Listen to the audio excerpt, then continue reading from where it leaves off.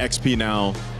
Because that question is still there. Okay, they'll go Sora, so now we know. Sora's going to go XP, Gold. and then, of course... Go Paquito. And then we have gold lane Paquito. Wow. I feel like this is a good idea coming in from Spirit, but we've seen teams try and fail, which is try to end the game pretty fast. And they do have the Harley, so in case, you know, they need to push, you can still use the Harley there. I'm liking both drafts, but I really feel like Onic, they got everything they wanted. Well, these are two dangerous drafts. A fighter in the gold lane for Hiko going up against the gold standard in Kelra. Eudora picked up as well. And the Belleric. How important will that be to set up these fights? It's going to be a battle, baby. And I know two guys ready to cast. One's already been streaming and casting earlier. It's Spirko and Gideon. Thanks so much, Rain Day. Welcome, everybody, to the most anticipated match of the day. It's going to be Onic facing up against Team Spirit. And once again, these teams, they know so much about each other. I mean, seeing the Paquito show up once again, but Hirara being given over, the trades have been great. They've got that experience, man. They've played so many games already. Again, both teams having to deal with some rough patches in the group stages to make it this far as well. Some crazy games from Onic just yesterday. And especially after a ridiculous result just earlier, Young Gun Galacticos with an upset win. Could be another. Could be the best MSC ever. It already is up there. I'm already nervous about it, right? Because every single moment, every single position is going to be taken into account here. You know, we got to put everything underneath that microscope to see where the big plays could be made. Looking at the emblem so far, things are up to standard picks. A lot more tenacities that I'm seeing here, even from Sans and as well as Lutpi, understanding, hey, I can't afford to die like this, especially since we've seen so many games here at MSC end roughly around 11 minutes. Spin the stomps in the early game, really. If you get that early advantage, the Sky Piercer on Hirara as well. It was a pattern that we saw in the last few matches, even yesterday for Aurora Onic, that whoever gets the Hirara seems to have an advantage unless there's a Fanny on the other side. Yeah, and that's the scary part, right? This early phase, so far, we're already seeing immediately attack on Sans. And this setup here, at level 2, at level 4 for Kyrie, they don't find the kill angle, unfortunately. For the upcoming Turtle, though, it's going to be a little late for Sans as well as Keyboy. We'll see whether or not they give it up. They're most likely going to give it up, considering that Team Spirit already running double fighters and Hiko already making his way to proxy the wave. He's got to be careful, though. Needs to really be very careful. Onic probably know they can't contest with a neutral objective. They might be able to go for the trade, especially if Hiko tries to cut very early. But thankfully, for Spirit, Hiko sees him, spots him out. Sour Ego is on this neutral objective. Now the Harley should be free. Just the red tree. Keyboy making sure he pops that red tree. Nothing is going to be given for free. And they're making sure that they're not, at least not wasting time, right? Really good defensive rotation from the side of Onic, making sure that they're sending Kyrie and Keyboy to the top side of the map, denying the proxy and making sure that things are relatively standard for Kelra in his gold lane experience. We know it's just a matter of time until Kelra might make a super play of his own. The real question is, where is First Blood going to happen? We've seen Kinbaba rotate from the bot side. Unfortunately, haven't seen too big of a commitment yet. Oh, wow. A cloud shift here as well. Yep. Bomba's going to put some pressure down on Lutpi. Wanted to get a flicker at least, but Lutpi knows better than to actually use those resources early. He's going to stay patient with it. Kelra up top, though. It's so well played by Spirit in the draft, though. They ban out the Harriet, the Clint as well. Those are the two heroes that can really deal with the Paquito in lane. And because Team Spirit has red side, oh god, deadly matching. Some more with Sunset Lover as well. But back to the point, because they were red side, Onic couldn't risk picking up the Moskov just because there could be that Hanabi threat. That's the thing, that's the thing. Every single time you come into these drafts, there's always that sneak peek on that red side. And so far, I like the way that, you know, Team Spirit have handled themselves, right? A slight evolution, not trying to go beyond what they need to do. They're still checking the boxes, and you can tell that Hiko, this side of the map is his, right? Even Keyboy has to be very respectful of him. Lutpi didn't use any of the resources earlier. Rapid Giant to be used up now. Shifting skies. Oh, insta flicker. Kid Bomba with First Blood. Now he's going to fatal legs and a flicker combo, locking him down as Bomba can't go for the chain. Lantern Flare right there as he goes to the skies. Sunset Lover puts the thunder right down on Keyboy. Oh man, once again, Kid Bomba catching Onic off guard. Wasn't expecting him to be so desperate to chase for someone of Lupi's caliber, and not to mention even Keyboard trying to disengaging them, forgetting that Kim Bomba could just walk back into the fight, one auto attack away from actually triggering that ult once more. Even so, the turtle is going to be up, and by the time the ults come back up for the side of TS, is Onic going to take first position here to try and drag this out? Do they really want to contest this? Perfect match, already baited out by Keyboy, just with the G Kundo. Now Onic holding control despite Team Spirit's early win. Stun coming down now. Shifty skies from Bomba, goes in. Look, P doesn't get caught by it. Sour back again, red tree battle, rapid dry. Good zoning there, and it's gonna be the red tree from Kai instantly. They will disengage. Sour trying to look for a trade, but it will not happen. Tactical defensive plays. And while this is all happening, Kelran just knows, hey, I get a free push here. Hiko, you can do whatever you want. You have the item power spike with a Hunter Strike. Sure, whatever. I will donate this to you, but just give me 5 more minutes. For the rest of the team, at the very least, we see that from Team Spirit's side, being able to kind of contest these neutral objectives is kind of the point. But at the same time, Lutpi is quite the problem with the Wrath of the Dryad. So taking first position may not necessarily be ideal for TS, especially if the flickers are available. Radiant Armor purchase coming in from Kid Bomba. Not to mention penetration boost from Sunset Lover. He's already putting a lot of damage onto Sans, and I like the fact that they're trying to say, you know what? If we can force Sans to use his abilities, and we saw what happened in the previous game with the Sky Piercer, we can't let him get into that position again. Nope. Definitely going to be against it. Sans, Crimson Beacon in the lift of Sunset, able to flicker out, but Kai follows through with the pick.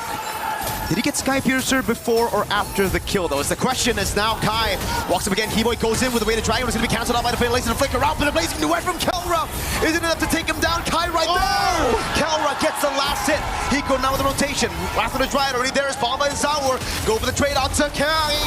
He's going to be able to get the dodge away. Bomba right there now running him down. Nicely done, and now they need to disengage. I don't think Bomba can get out of this. He's getting gunned down, and Lupi says, you know what, this time I'll let you go. It's chill, it's all good. We got the mid-tier 1. We were able to invade your jungle. We got the money that we were looking for, and I think that's the scary part about this current metagame. How far do you want to reach? How greedy do you think you can be, especially when you start getting to high-stakes games? Because this is some life-changing money on the line if they win the series. And Onic did a fantastic job in finally being able to get a win over Spirit. It's been Spirit, the more calculated team, rotating early with the tempo. Onic now with a conceal for Lutpi and Keyboy. Trying to grab a little bit more of that map pressure. I don't know, this one's looking a little dangerous. Hiko, he's thinking about this, but at the same time, look at the position of Kid Bomba. He wants to cloud shift somebody. Let's see it now in the back, trying to zone Kyrie. He just dashes away for now. It's going to be the full chase right now as he goes in twice on target of Wrath of the Dryad. It's good, and now Sunset Lover, he gets the turtle! And now with Bomba in the air, Kyrie locked down. He brings it back, Lutpi straight into tower, scores. It's Kai with the rotation back to pick up the kill. 1 for 2 at the end of the day. Sunset going away. He go with the jump in, but he gets punished by Kyrie. Man, these fighting beats are really uncomfortable to look at because there's so many moments that you see both Onic and as well as Team Spirit. They walk up, they're looking for a reaction. They're throwing the feints out, and whoever makes that first mistake usually goes down. But let's look at the replay one more time. It was good. Unfortunately for Kelra, he gets locked down by the ball lightning, but in the end, despite missing the cloud shift, that Wrath of the Dryads is such a game changer. And you gotta give props to Kyrie for playing that fight perfectly, man. Earlier in the start of the fight was Bomba and Sao. Hey, Keyboy feeling it already. That's the vibe you need if you want to make it to the grand finals. Hiko going in again. It's Kai with the iframes dodging away, but now they have information. Sao with a perfect match. Keyboy on the Cho. That's why it's such a good pick against this Atlas. And both sides trying to draw the line in the sand, but it keeps getting wiped away, and they keep pushing it forward and pulling it backwards constantly. But now it's about item power spikes. At this stage, let's pull up the items just real quick here. At 8 minutes, where exactly is Kelra currently at? Because Hiko, he's already unlocked from this lane. They've got 2 towers, top and bottom side. They can start invading the jungle pretty heftily. Ideally, if they can get rid of mid-tier 1, that'll be more optimal. But even so, the coverage from Onic, they're like, yes, Kelra, invest more, wait until the stocks get big before we sell out. You get to see the fans here. The Sonics in the building. Also the Spirit fans who are really just trying to go band for band with those chant battles. But yeah, I'd love to see those items as well for Onic. Let's take a look at it. DHS Rush. He's going to go for the Golden Staff next, and it's just a component for Corrosion side. So he wants to be active early. He does. But on the opposite end, at least we know, with at least 200 gold difference between the gold laners at the very least, just the cost efficiency of the fighters, already 2 items down in the bank. And with Lord already spawning here, I'm trying to figure out what's the best angle, because Sans has that Purify. I'm thinking whether they can punish Keyboy, but at the same time, Kairi has been playing it so nicely with those iframes. They've got to figure out something that makes him bite. It can't just be the Lord here. Zara might be able to bait it, but at the same time, this is a huge problem if Keyboy gets a good kick on him. Nobody on the side of TS has a Purify. And that move by Kelra as well, the poke over to Bomba, the fact that he chased even forward and Bomba popped the regen. So he's going to have to recall back to base. Onic now have tempo around this. Bottom lane is good for TS. The ball lightning comes around for Keyboy. Hiko deals with the wave in the top lane, but the mid wave has been pushed in by Onic, so it's just a battle of prio around these lanes. This is tactical. This is really, really tactical. And TS, they don't mind dragging this out. No one saw that ball lightning. It's all good, but I don't think it's over just yet. It's almost trying to force it. Now with the shifting skies as well. Sans popping up the Crimson Beacon early. It's going to be him. Over the skies away. The dragon for Keyboy. Ball lightning stops it down. Samuel with the fatal links on 2. Now it's him backing away. Zara Ego is now with the point with a deadly magic over on Sans as Kairi waits for a position. Keyboy. Very risky game that he's playing. And Bomba walks back up. I think they've been chunked out too hard here, but Kelra, he might be the difference. Ball lightning connects. Are they going to full combo him? No. Doesn't have the ult. He's so low, just a little bit more, the Lord. Doesn't get the last swing of the Trident. Hiko now with a jump on Litpi. No Wrath of the Trident available now with the ball lightning. Sour! Wins up the right team battle, but Kelra dives into the blazing duet out Sunset. Has the BMI. Team Spirit want to chase. They want to go for further. Keyboy's trying his best. Immediately into Thunderfall, kicks him away, and Hiko catches 1. Can they get a second one, though? Nah, it looks like it's just going to be purple here. That's it. What a crazy fight. A crazy sequence of events. Man, this is really an RTS. it turned away from a moment to an RTS so quickly in these couple of moments. Lucky for Sawa that the Lord decided to go into his animation to knock people up, because if not, he would have been blasted there. Kilra had the right idea. You know, Sunset Lover already used the ball lightning. They were trying to punish him real hard. He still has that flicker, and that's the beauty of it. If he had Purify, okay, sure, I guess he's dead there, but so far, things have been pretty hot for Team Spirit. Going for War Axe, so he knows that he isn't just trying to, like, if he can one-shot somebody, sure, but he can also play a very Peel style, right? He can get in and out of fights more reliably. He can actually go down to 50% of his HP, walk up to a wave, heal back to full, and then come right back into the fight. The cooldowns are so important, and not to mention, they are going to make sure that they fight for a long time, because Sans, he would love to drag out these fights. Holy Shield already down. Deadly Magic onto Sans. They're trying to really bait out those Crimson Beacons. Litpi gonna be caught now. It's thrown back. Rather try it, but it's too far away from the rest of the team. It has to be Litpi taken low, taken out by Hiko. Really nice, and now they're gonna keep on going forward for this, but I don't think they want to dive even further. They use all of their ults just to get Litpi, and they still haven't cracked open the inhibitor, which is totally fine. But now we're seeing the major interactions here. Kid Bomba recognizes, you can Wrath the Dryad all you want, as long as I am in that cloud form, casting abilities without any hesitation, there's not gonna be a moment for you to lock me down. Oh, this time they get the Crimson Beacon. Sawa with a perfect match now knows there's a man advantage that they want to capitalize on. That's a base turret with the First Lord with fighter side lanes. And Onic, they decided, you know what? We'll give it to them. It's not the long lane. The Lord is still spawning on that top side. So this is just something that we're going to have to manage. And especially teams of this caliber, managing the lane ain't that hard. But then comes the problem later in the game. Their wave clear is not that great. It's only Kairi and really Kelra who can clear these waves, but even Kairi is starting to reach his cap on how much damage he can do, because a lot of his damage is directly tied to his levels. Now it's back to that slow game. It's all about building these waves. And again, Spirit have been the ones with the advantage when it comes to dealing with the waves in the side lane, just mainly because of that 1v1. Kelra, he's gonna have to wait for the Wind of Nature, and even then, I don't think he's comfortable playing in that side lane, right? Even if he gets the Wind of Nature, just because Hiko on the QC on the War Axe is going to get the Queen's Wings as well, and the Flicker, it'll be more worth for Hiko to bait that Wind of Nature over just, again, a fight from Kelra.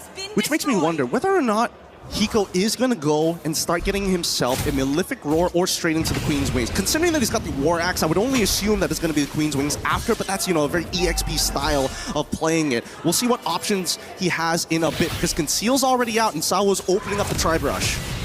Keyboy doing a good job again, just holding that wave, but now it's the EECA special, baby. It's that Lord Dance in the bottom lane, playing it as slow as they possibly can.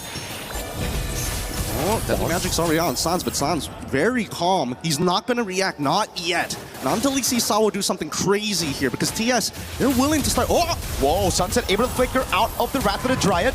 Now it's Keyboy locked down with the Frozen. And the perfect match instantly goes! Sawo with the ball, which is Sawo! With a fatal links, that's Kelro popping the blazing weapon. He's gonna get bursted down by the Deadly Magic. And now it's Sans with a Lantern Flare. And now they disengage. Finally, a moment to breathe at the very least. Kid Bomba, he doesn't mind dying there, but he wished that he got somebody other than just Keyboy. Now, Onic instantly going to take priority and first move on this Lord. What is Team Spirit going to do? Because we're seeing the flank coming in from Zara.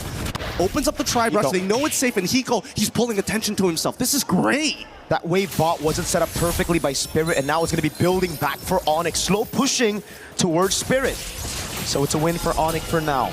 But they have Keyboy down. That means Spirit have the man advantage for a while as Bomba spawns. I think Onic recognized that TS, they can't blitz this down as quick as they want to, so they can actually maintain this tempo. It's getting really dangerous because now that Kid Bomba is going to start showing himself. This is where Onic needs to take advantage of the scenario. Well, same time as well, that top side is shoving in pretty hard. Hopefully he doesn't mess up their mid wave as well. Probably will. They're gonna have to send members down there, and that means it's free for Zaur to clear out the mid wave. Now, it's Bomba who set up the wave in the bottom lane and a good spot for it to build back in favor of Spirit. So they've got like roughly a minute or two to work with here. TS has set it up nice. Let's see who gets it. Saw with the jump now. They know he has no Purify, but Hiko's going to be taken very low already. Limpy going to be chunked down as well. Shifting skies from Bomba, trying to lock them down already. Now it's Zaur and Kyrie going to go for the Red Tree battles. Deadly Magic will land on Kelra. Bomba's right there. Ball lightning, and it's Bomba with the jump. Zaur with Retribution. Beautiful play, and they're going to go further than this. Kyrie does not get the Lord this time, but at the very least, they are able to trade upwards. Man, Kid Bomba really wanted to deny Kyrie of that Retribution and was willing to die for it. But is it worth another 2 Sky Piercer stacks? Zaur with a jump, Deadly Magic! Kyrie needs to time this, but I think he's good anyways, right? Just gotta be careful of that Lightning Truncheon proc. Yeah, no, it's so safe. I really love the fact that, you know, once you get to a certain point with Hirara, you're like 3 seconds, okay, perfectly fine. Double iframes if necessary. I can wait for my combo points to actually come back up. As long as nobody threatens me in the meantime to force him out, generally will survive. Now let's look at the items one more time because we're seeing max build already from Hiko. And yes, he did opt to go for his third item to be the Queen's Wings on top of getting the Malefic Roar at the end, so he has that real 1-2 punch for Kelra if he doesn't build that Winds of Nature soon. Doesn't seem like he is gonna build the Wind of Nature. He wants to gamble it, man. This is the guy who went Brody against a Beleric, all right? It's all good. He can react to things, and that's what he's leaning on. He's leaning on his own skills, the drills that LaFell was talking about as well, pointing out to Kelra, who's just been practicing all around to deal with damage, to deal with setting tools. Hey, speaking of damage and dealing with setting tools, Sans also getting himself a Radiant Armor here to make sure he doesn't die to Zaur. So now he's not exactly the most optimal target, and Zaur has to rethink who he's going to be jumping on. I would like to say Keyboy, but like half the time, those kicks really is more for disruption than it is for a big set, considering that both sides have some big haymakers ready to unleash. And I think Zaur's been playing like a really good game with the way that he's going in and out and trading the aggro.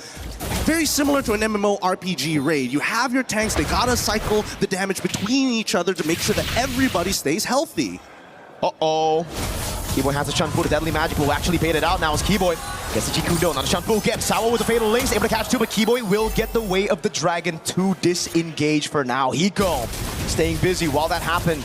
Pushing in the mid wave, getting a bit more damage onto that base turret. And I like the fact that Zaur, especially when there's technically nothing to fight for, he's willing to just throw the Deadly Magic at you. Just like, yeah, I need to get something, I need to get a reaction, and as long as that reaction actually happens, it's fine. My ult's gonna come back up in less than 30 seconds. Arguably, wait, what is he, level 15 already? Yeah, about 26 seconds, no problem.